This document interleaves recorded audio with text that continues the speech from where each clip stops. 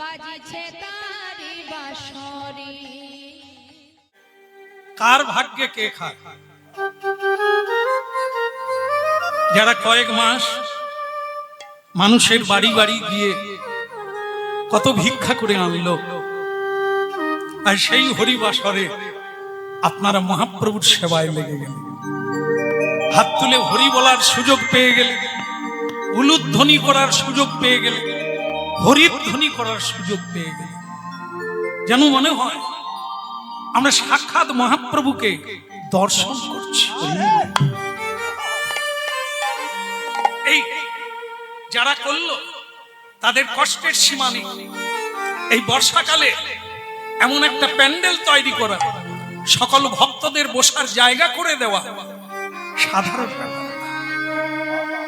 হ্যাঁ, কারা করলো, তারা কোথায়? তারা ক্লান্ত হয়ে পড়েছে, কিন্তু আপনারা আমরা এসে আস্বাদন করছি। এই জন্য ভোলানাথজি মা পার্বতীকে ধন্যবাদ দিয়েছিলেন। মা পার্বতী বলছিলেন, প্রভু আপনি আমাকে ধন্যবাদ কেন দিচ্ছেন? ভোলানাথ বলেছিলেন, ধন্যবাদ তাকে দিতে হয় কেন জানো? যার জন্য আমার বদনে কৃষ্ণ কথা উদয় হলো, সে তো তুমি। তুমি শুনতে চাইলে বলে আমি বলার সুযোগ পেলাম। নিতাই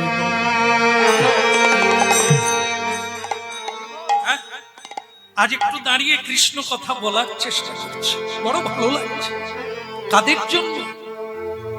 যে কমিটি ভক্ত প্রবর্তারা, তারা এত বড় আয়োজন করেছে, আমাদেরকে তৈরি করে স্টেজে তুলে দিয়েছে, এত ভক্তকে কৃষ্ণ প্রেম আস্বাদনের সুযোগ করে দিয়েছে। ধন্যবাদ পাবে না যাদের দ্বারা হরিনাম হয়। এত মানুষ সুযোগ পেয়ে গেল। একলা সারঙ্গ ঠাকুর সাধনা করল, চোখের জল দিয়ে এই দিনটার জন্য অপেক্ষা করল।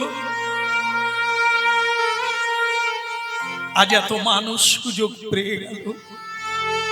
তোমরা প্রদীপ আনবে, বাড়ি থেকে প্রদীপ আনবে, ওই প্রদীপটাই তো তোমার জ্ঞানের প্রদীপ।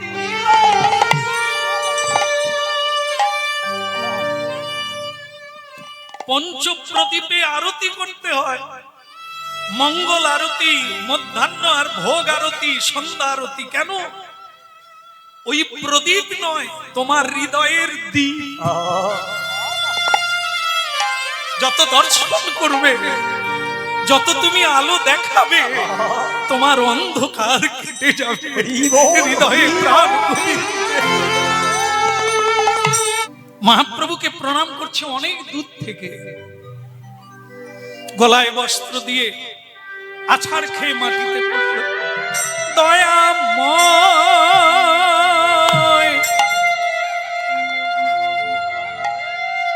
করুণাময়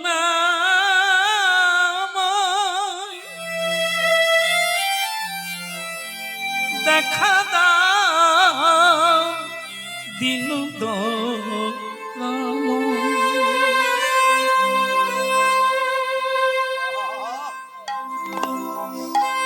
আরে সারঙ্গ, তুমি তো ধাঁধা লাগিয়ে দিলে। হ্যাঁ, ধাঁধা লাগিয়ে দিলে।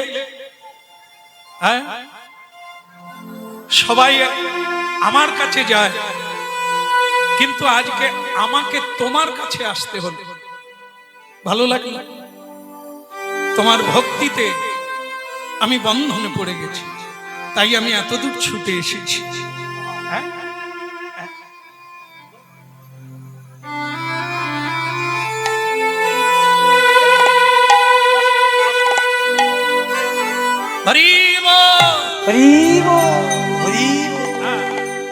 আপনারা শান্ত হন। যার বাড়িতে এসেছি তার সঙ্গে আমি কথা বলছি। সারঙ্গ চোখের জল ঝরে যাচ্ছে। কেন না ভাবতেই পারে না যে মহাপ্রভু তার বাড়িতে আসবে। ভক্তমণ্ডলী মায়েরা, বাড়ি তো সকলেরই আছে, হ্যাঁ, কারো ছোট, কারো বড়, কারো কাঁচা, কারো পাকা, কিন্তু একটু স্মরণ করে দেখে নে, বাড়ির অনেক ডিজাইন, লাখ লাখ টাকা খরচা হয়েছে, কিন্তু ওটা বাড়ি হয়ে গেল, মন্দির হলো না। কারণ আপনার বাড়িতে সাধু গুরুর পদধূলি পড়ে না।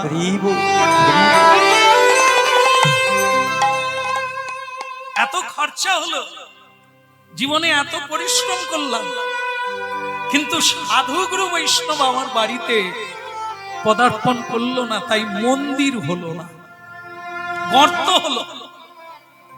শ্রীগাল যেমন মাটির গর্তে থাকে, আমাদের তেমনি থাকার একটা জায়গা হয়েছে, কিন্তু মহাপ্রভুকে বসানোর জায়গা হয়নি।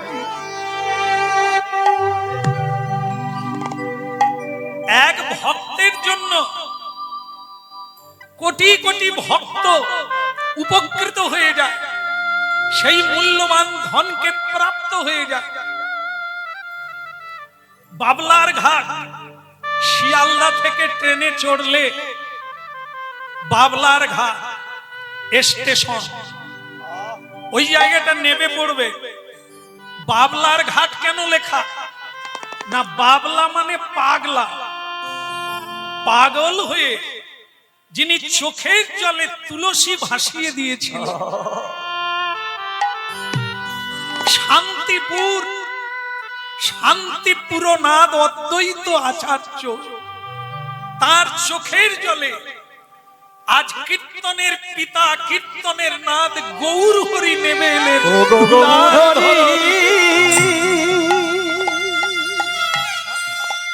দেখুন, একজনের জন্য আজ কোটি কোটি মানুষ চোখের জলে যাচ্ছে। যাক, তোমার বাড়িতে এসে খুব ভালো লাগলো, এত মানুষ জোগাড় করেছ, বাহ, কি তোমার আকর্ষণ শক্তি, কি তোমার হরিনামের জাদু, এত লোককে তুমি জোগাড় করেছো, ভালো লাগলো। কিন্তু একটা কথা তো না বলে পারবো না, কি এই সবাই হরিনাম করে আস্তে পরিশ্রম হয়ে যাচ্ছে, সবাই নাচছে, হাতে তালি দিচ্ছে, কেউ প্রেমে পাগল হয়ে গড়াগড়ি দিচ্ছে, খিদে লাগছে না? কি খিদে লাগছে না? এরা আবার আলাদা লোক। আমি বলি কথা সঙ্গে আসবে, সকলেই বলবে খিদে লাগছে, তাহলে এত কমিটি থেকে ব্যবস্থা হবে। তা আপনারা না বলে দিলেন, তাহলে আমাদেরও পেটে জল পড়ে গেল, হলো না? না, আপনাদের খিদে লাগছে না, তার কারণ আপনারা হরিনাম শুনে মন ভরে গেলে পেট ভরে যায়, সবকিছু ভরে যায়। তাদের হরি বলতে নয়ন ঝরে তারা, তারা ভাই এসেছে।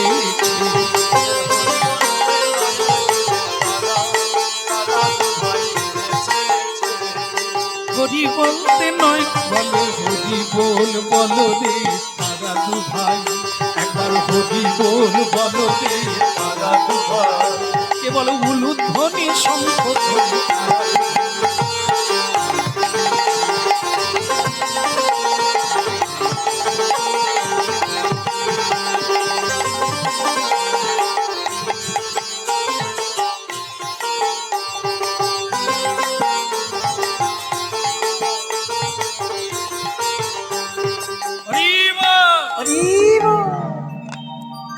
একটা কথা জেনে রাখবে সারঙ্গ, শুকনো কথায় চিড়ে ভেজে না,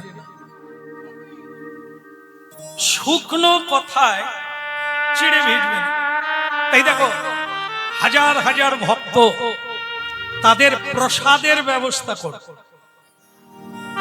সবাই হরিনাম কীর্তন করছে, তোমার বাড়িতে এসেছে, প্রসাদ না পাইয়ে ছাড়লে বৈষ্ণব অপরাধ, ব্যবস্থা করে।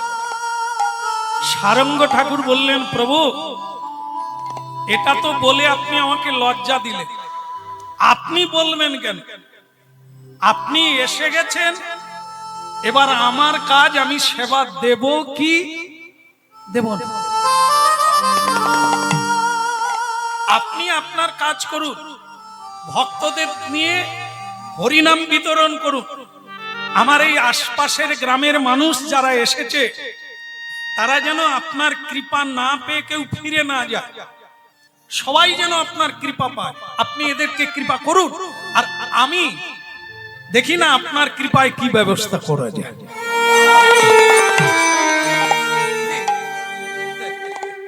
দেখেন বাবা, একটা জিনিস সবাই জানেন বোধহয়, বাড়িতে যদি কিছু থাকে, চাল ডাল তরি তরকারি, কোনো মা রাগারাগি করে না, লোকজন এলে ব্যবস্থা করে দেয়। কিন্তু একটা জিনিস ভাবুন, যদি কিছু না থাকে বাড়িতে কি করবে? আর এটা জেনে রাখবেন, যেদিন আপনার বাড়িতে সবকিছু মজুদ থাকবে সেদিন কোনো অতিথি আসবে না। যেদিন দেখবেন আপনার বাড়িতে তন্ডুল নাই, মানে চালটাও নাই, ভক্তের গৃহে সবজি তো অনেক দূরের কথা, সেই দিন দেখবেন ভগবান লোক পাঠাবে, এমনকি নিজেও আসে। এই পরীক্ষায় জিততে হবে। থাকলে যেদিন সেবা হয় ওটা সেবা নয়, যেদিন কিছু থাকবে না, না বলবেন না, না বলতে নেই কোনোদিন। হ্যাঁ, ভক্তি শাস্ত্রে দেখি মায়েদের মুখ দিয়ে কোনোদিন না শব্দ আসে নেই, এটা বলেন না। যারা মানে জানে কি বলে বারন্ত, কিংবা বলে স্বামী তুমি দুঃখ করো না, আমি ব্যবস্থা করব।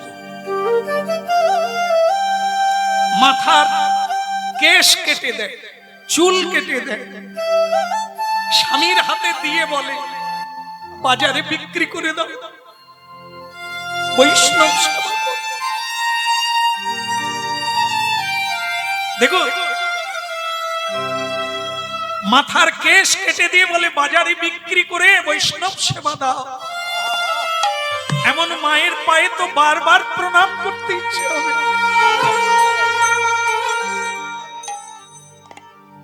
এর নাম সেবা। হ্যাঁ, দেখেন না, ধরা মা নিজের স্তন কেটে বন্ধক দিয়েছিলেন, তবে গোবিন্দ ভক্তের সেবা হয়েছিল, তবেই না গোবিন্দকে সন্তান রূপে পেয়ে স্তন দুগ্ধ দিতে পারলেন যশোদা। এই জন্য না, দিলে পাবে, নিলে যাবে, দিতে থাকুন। যত দেবেন আপনার পুঁজি বাড়তে আছে, নিয়ে শেষ করতে পারবেন না। আর যত মিথ্যে বলবেন আমার নাই, হাত পাতবেন, তত আপনার জমার ঘর খালি হয়ে যাবে, মানে হৃদয় শূন্য হয়ে যাবে। আপনি সারা জীবনই কেবল বলবেন নাই নাই নাই।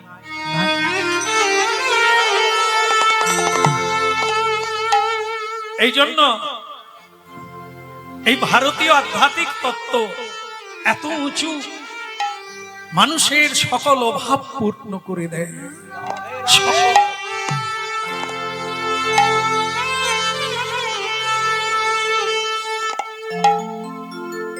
এক মুসলিম সাহেব মৌলভী পরিক্রমায় যাচ্ছেন পালকি করে, শুনে নেন, পালকি করে যাচ্ছে। হঠাৎ দেখে একটা ফকির রাস্তার মাঝখানে বসে আছে। তো বলছে, মহারাজ বলছেন ভেতর থেকে, পালকির ভেতর থেকে, এই ফকির তুই রাস্তার মাঝখানে কেন? রাস্তা ছেড়ে দে, আমি পরিক্রমায় যাচ্ছি, রাস্তা ছাড়। সে ফকির তখন বলছে আপনি কে? বলে আমি নবাব।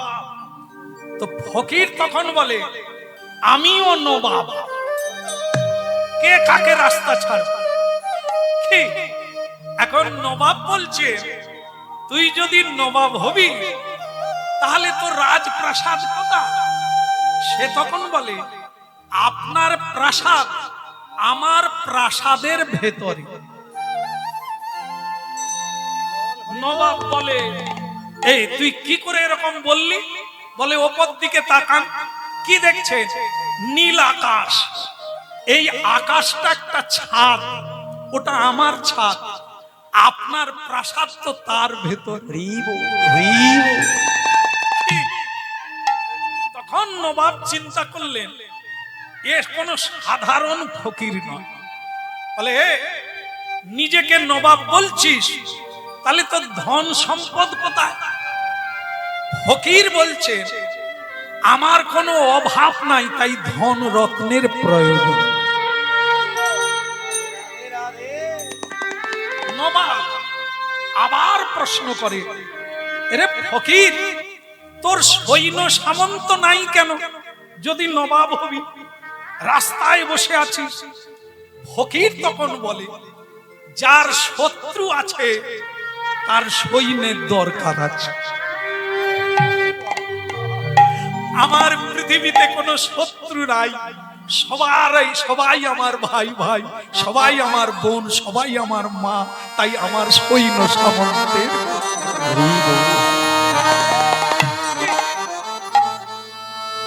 নবাব বলে, জীবনে এমন লোকের সাক্ষাৎ আমি পাই না, একে কিছু দান করতে হবে, করলে আমার আরো বাড়বে, আমার মঙ্গল হবে। ফকির সাহেব বলে, হুজুর, আপনি যদি আমার কিছু দান গ্রহণ করেন তাহলে আমি ধন্য হই। ফকির চিন্তা করলো, তোমার কত দান করার ব্যাপার আছে আমি একবার দেখি। তাহলে দেন। বলে, দেব, এখানে তো নেই, তুমি আমার প্রাসাদে চলো, তুমি যা চাইবে আমি তোমাকে সোনা দানা দিয়ে মুড়িয়ে দেব। ঠিক আছে, কই বাত নেই, চলো। গেল। এই নবাবের বাড়িতে যেতে যেতে সন্ধ্যা নেমে যাচ্ছে। তখন নবাব বলছে, বাবা ফকির সাহেব, আপনি একটু বসুন, আমার নামাজের সময় হয়ে গেছে, নামাজটা সেরে আপনাকে দান দেব। फकीर बोले, ठीक है, अब तो जाइए, अपना नमाज का कंप्लीट करिए, हम तो बैठा है। तो বসে আছে, নামাজ শেষ হয়ে গেল। এরপরে নবাব করে কি? জানালা দিয়ে দেখে নবাব কি করে। নামাজ তো হয়ে গেল, দেখে নবাব এরকম করে বলছে, হে খোদা, হে তালা, হে নূর, हे मोहम्मद, हे रसूल, मेरे को दया कीजिए, मेरे को और भी दौलत दीजिए, मेरे को और भी राज्य दीजिए। জানালা দিয়ে ফকির সাহেব রাজার প্রার্থনা শুনল, মানে নবাবের। শোনার পরে ফকির সাহেব গটগট করে চলে যাচ্ছে। নবাব এসে বলছে, ফকির, দান না নিয়ে চলে যাচ্ছ? বলে, নেব বলে এসেছিলাম, ভাবছিলাম আপনি বোধহয় বড় নবাব, এখন তো দেখি আপনি আমার চেয়েও ভিখারি। বলে, ফকির সাহেব, এ আপনি কি বলছেন?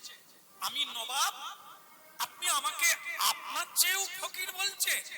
বলে, তাহলে আপনি এখনই রুমের ভিতরে আল্লাহকে কি বলছিলেন?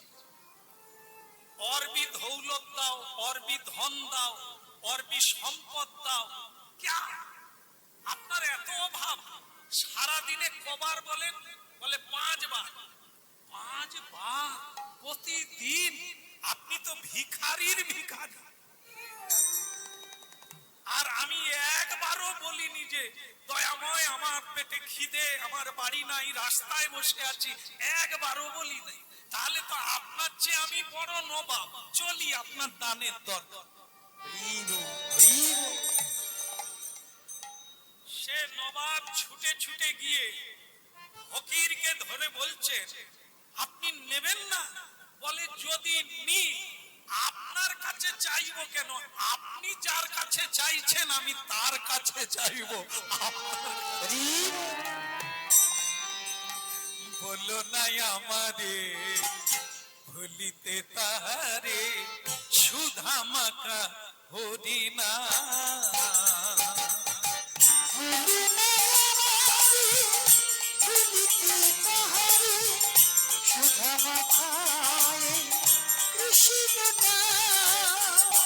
বলো না বলো না বলো না বলো না বলো না আমাদের ভুলিতে তাহারে সুধা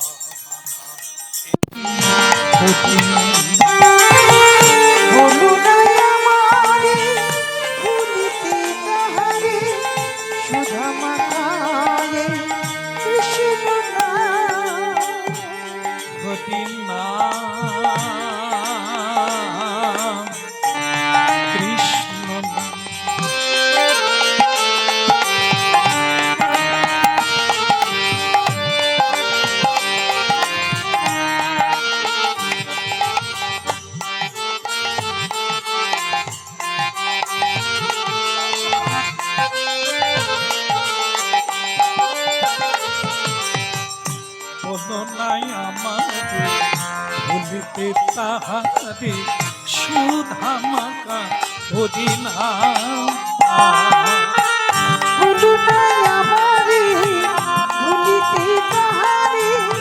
সুধামাকা হরিনা হরি নামি মোর ধ্যান নাম মুরুগে হরি নাম নাম মুরুগে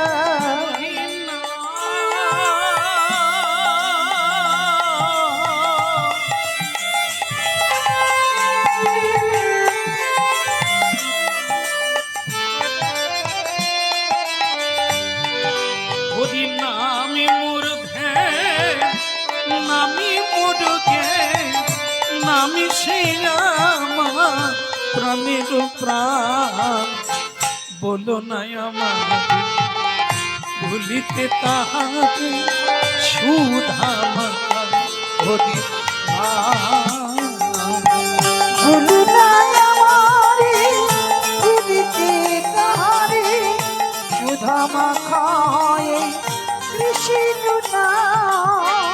বলো না আমারে ভুলিতে তাহারে সুধামাকা হরি না কৃষ্ণ নাম কৃষ্ণ নাম কৃষ্ণ নাম কৃষ্ণ নাম জপ নাম কৃষ্ণ নাম অবিরাম কৃষ্ণ নাম বলো না আমারে ভুলিতে তাহারে সুধামাকা হরি না ওই বলো না আমারে ভুলিতে তাহারে সুধামাকা হরি নাম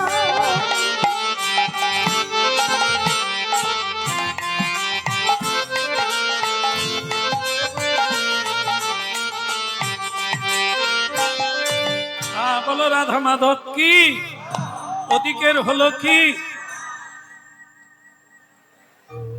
না না ওই বাড়িতে অনেক থাকলে দেওয়া যায়, না থাকলে কি করে পারা যায়, সেটাই হচ্ছে ভগবত কৃপা। কেমন যারা কৃষ্ণ ভক্ত প্রায় সকলেই এটা অনুভব করবেন, যেদিন কিছুই থাকবে না ওই দিনই ভগবান লোক পাঠিয়ে দেবে, আর কোনোদিন মুখ থেকে না শব্দ আসবে না যে হবে না, আজ কিছু নেই, তাহলে পরীক্ষায় কেটে গেল। প্রাণ দিয়ে পর্যন্ত সেবা। তা আজকে সারঙ্গ ঠাকুর বলছে আমি প্রতিদিন ভিক্ষা করে ভগবান গোপীনাথকে ভোগ লাগিয়ে প্রসাদ পাই, তাই একসঙ্গে এত হাজার মহাপ্রভুর ভক্ত এসেছেন, হাজার হাজার, আমি কি করে সেবা দেব? তবে না বলবো না, প্রভু ও তুমি এনেছো, তোমার দায়িত্ব, আমার না। আমি তোমার নাম গাইবো, হ্যাঁ ঝোলা নিয়ে বেরোবো, কেউ দিলে হবে, নাই দিলে নাই হবে, এক মুঠো দিলে তাই বসিয়ে দেবো, দু মুঠো পেলে তাই বসিয়ে দেবো। এবার হোক আর না হোক সব তোমার দায়িত্ব। আমায় ভিক্ষা দাও গো। দয়া করে কেউ উঠবেন না, ভিক্ষা দেওয়ার জন্য উঠবেন না। আমি যদি ওই ভিখারি হতে পারতাম তাহলে আপনাদের চরণ ধুলিতে অনেকদিন কৃপা পেতাম। শোনো, উনি বেরিয়ে পড়লেন, গ্রামে গ্রামে গিয়ে মানুষের কাছে বলছেন আমায়। দেখেন এই ভিক্ষা চাওয়ার একটা ব্যাপার আছে। বলি, দেখবেন যারা আমাদের ভালোবাসে, আমরা কীর্তন গাই, তো কীর্তন গাইলে অনেকে খুব ভালোবাসে, উপঢৌকন দিয়ে দেয়, মানে কীর্তন শুনেই দিয়ে দেয়, অনেকে অনেক কিছু দেয়। কিন্তু আবার কিছু লোক আছে দেখবে হিংসে করে, দেয় না, উপরন্তু টিটকারি করে, গালাগালি করে। এই বাবাজি গুলোই দেশটাকে নষ্ট করে। আমরা যে কি করি বুঝি না। আমরা হরিনাম গাই, মানুষকে সত্যের পথে আনার জন্য মহাপ্রভুর বাণীগুলো বলি, তারা আবার কেউ কেউ বলে এই বাবাজি গুলোই দেশটাকে উচ্ছন্নে পাঠাল। মানে যারা মাতাল, যারা দুশ্চরিত্র, তারা হরি বলতে যাদের নয়ন ঝরে, তারা তারা দু ভাই এসে। হরি বলতে যাদের নয়ন ঝরে, তারা তারা দু ভাই এসে।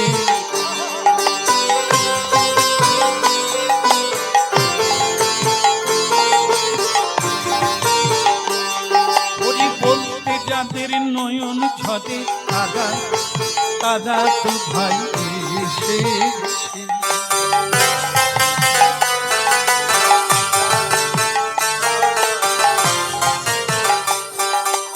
আপনি কেঁদে জগৎ কাঁদায়, তারা তারা দু ভাই এসেছে।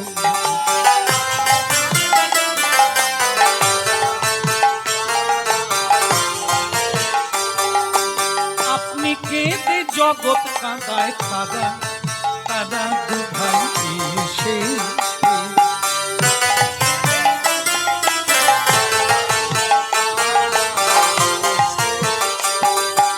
মার খেয়ে প্রেমে যাচ্ছে, তারা তারা দু ভাই এসেছে।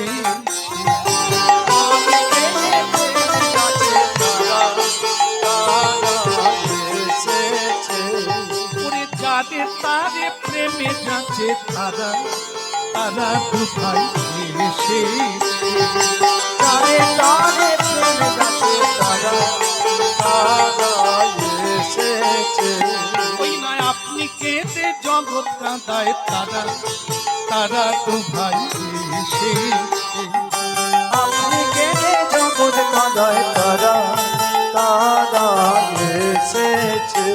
কেবল বাবু তুলে হরি বলো, তারা তারা দু ভাই এসেছে। কেবল বদন ভরে হরি বলো, তারা এসেছে। আপনি কেঁদে জগৎ কাঁদায়, তারা দু ভাই এসেছে। হরি বল।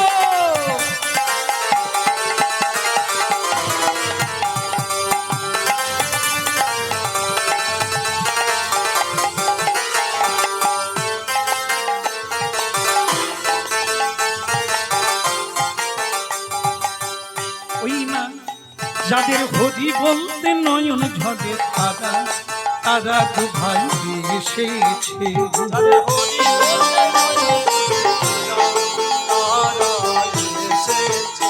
ওই না হরি বলতে নয়ন ঝরে, তারা তারা দু ভাই এসেছে।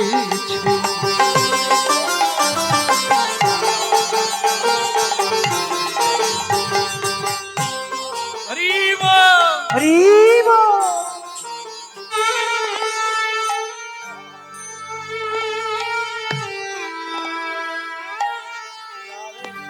जय शंख गदाधर नील कलेवर पीत पटाम्बर देहि पद।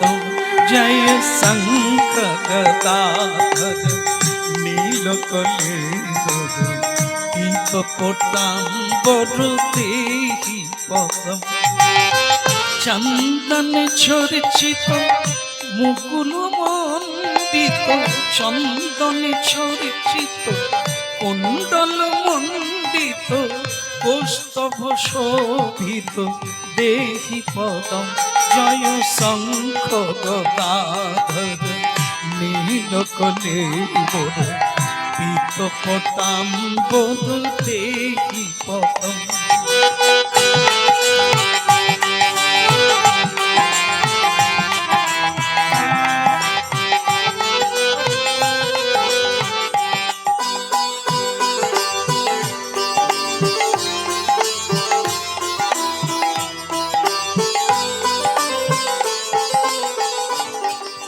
শঙ্খ গদাধর নীল কলে পিত পটাম বড় দেহি পদম জয় চন্দন চর্চিত কুণ্ডল মন্ডিত চন্দন চর্চিত কুণ্ডল মন্ডিত কৌস্তুভ শোভিত দেহি পদম জয় শঙ্খ গদাধর নীল কলে পিত পটাম বড় দেহি পদম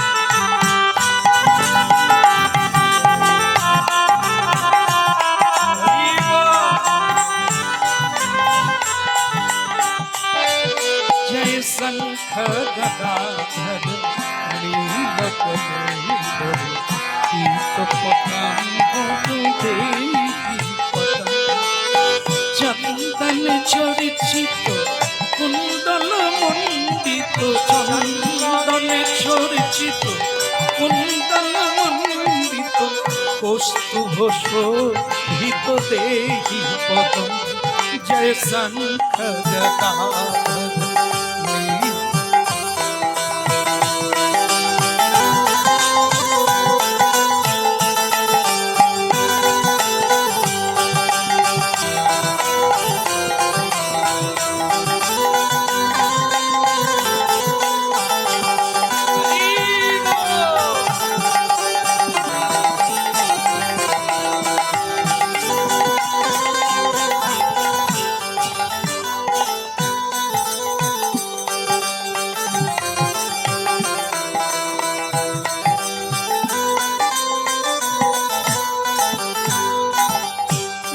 ধ্বনি শঙ্খ ধ্বনি করে যত নারী উলুধ্বনি শঙ্খ ধ্বনি করে যত নারী হরি প্রেমে ভক্তগণ দেয় গড়া গড়ি ওই না হরি প্রেমে ভক্তগণ দানে গড়া গড়ি ওই হরি প্রেমে ভক্তগণ দেয় গড়া ওই হরি প্রেমে ভক্তগণ দানে গড়া গড়ি বলে হরি বল হরি বল হরি বল হরি বল বাহু তুলে সবে বল হরি বল হরি ওই বল না বাহু তুলে সবে বল হরি বল হরি বল নাম ছাড়া গতি নাই হরি বল হরি বল নাম ছাড়া গতি নাই হরি বল হরি বল নাম ছাড়া গতি নাই হরি বল হরি নাম ছাড়া গতি নাই হরি বল হরি বল নাম ছাড়া গতি নাই হরি বল হরি বল হরি বল হরি বল হরি বল এই আমাদের বল হরি বল হরি বল এই আমাদের বল হরি বল হরি